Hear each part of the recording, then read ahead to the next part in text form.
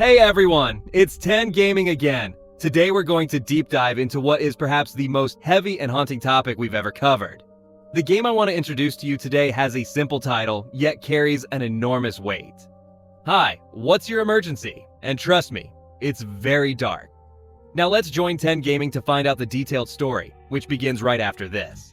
With an extremely frantic pace, the game throws you straight into the main story, where you take on the perspective of the protagonist, a boy enduring severe domestic violence. How do we know this? Just by looking at how the boy quickly locks his room door and the scene of his parents outside banging on it, accompanied by a torrent of abuse and cursing. We can be certain this isn't a one-off event. So, when facing such a terrifying situation, what can the main character do to protect himself? In reality, there is no escape route, so the boy can only barricade himself inside his bedroom. However, the strength of the two adults is immense. Therefore, the door is no longer a reliable shield to keep the protagonist safe. Instead, he must act quickly to search for useful objects scattered around the room. However, relying only on a child's strength, no matter how hard he tries, is still not enough. So, the main character needs to do something else. That's right, the phone.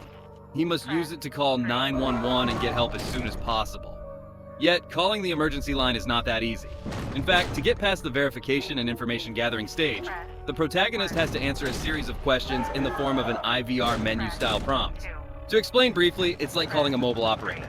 They ask you to press 1 to check information or press 0 to connect directly, for instance. It's time-consuming, completely unsuitable for the urgency of the situation unfolding in the game.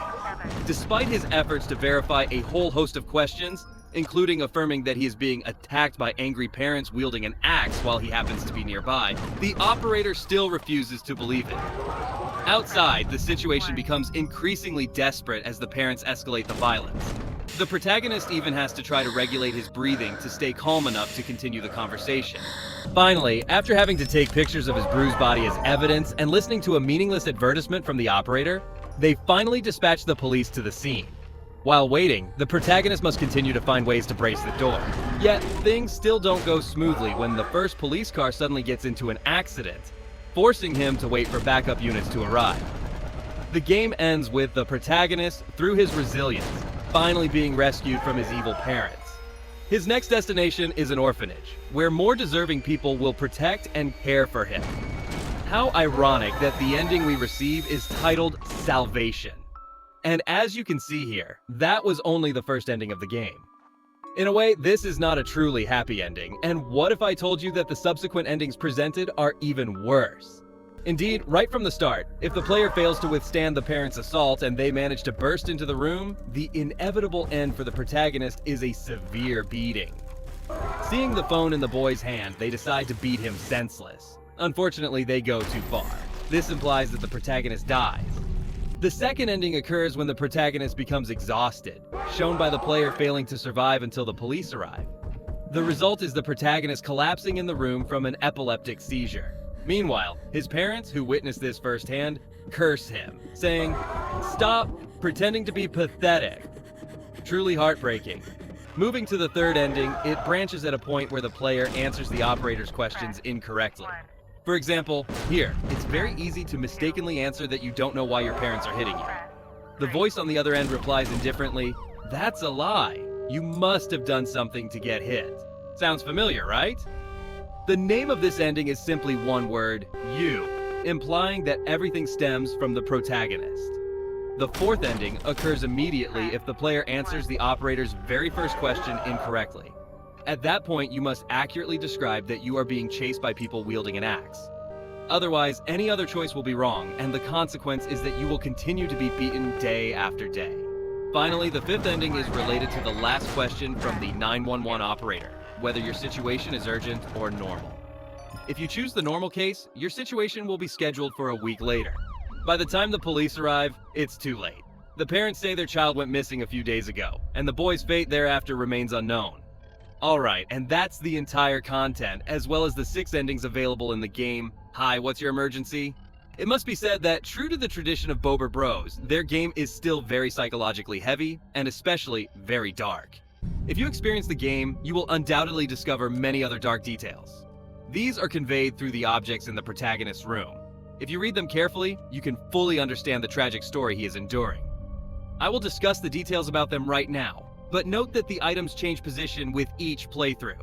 So if I miss any details, please add them in the comments.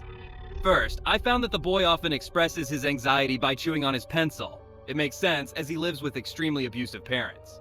Not buying school supplies for their child, forcing him to use a pencil down to the stub is bad enough, but this couple even beat him with a pet rock, which still has bloodstains on it. There are times when his parents hit him so hard that they break his teeth. The fact that he innocently says the tooth fairy didn't come to take it away is actually because the broken tooth was not a baby tooth, so once it's broken, it can't grow back. Facing such a miserable life, the protagonist must have found ways to comfort himself. Initially, it seems he had a pet dog, but later it disappeared, and we don't know the exact reason, whether it got lost or was killed by the adults. Honestly, the only rare ordinary comfort the protagonist has is an old stuffed animal. But this friend can't soothe him forever. One day he thinks he must grow up, and this is shown through the plastic soldier toy. He even pushes himself to the point of trying to drink beer like an adult, but it is certainly a bad experience. And guess what? There is something even more horrifying that I accidentally discovered. Look here, we all know it's a used condom. He describes it as the world's longest balloon, implying that sexual abuse has occurred. And when it happened, he was so innocent that he didn't even understand what it was. After analyzing this game by Bober Bros, I realized that the main theme of this developer often focuses on social reality, where injustice still exists. And it is directly affecting many people, with the most severe damage often inflicted on children. Through the story of the game above, many of you must still be wondering if the US emergency hotline system is really that bad. According to what I found, the 911 system has long used AI to classify calls, thereby determining what is an emergency and what is a normal case. For example, in the protagonist's story, the boy would actually be immediately assisted by human operators. Therefore, I am confident that the game's story is not intended to criticize the 911 service, but rather to imply another aspect.